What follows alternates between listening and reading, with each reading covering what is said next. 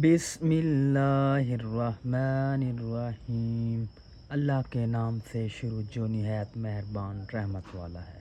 الحمدللہ رب العالمین الرحمن الرحیم۔ اب تعریفیں اللہ کے لیے ہیں جو تمام جہان والوں کا پالنے والا ہے، بہت مہربان رحمت والا۔ مالک یوم الدین، ایاک نعبد و ایاک نستعین۔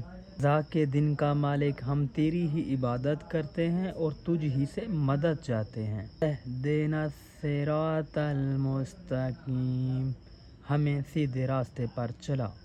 صراط الذین انعمت علیہم غیر المغضوب علیہم ولا الضالین، ان لوگوں کا راستہ جن پر تو نے احسان کیا، نہ کہ ان کا راستہ جن پر غضب ہوا اور نہ بہکے ہوں کا۔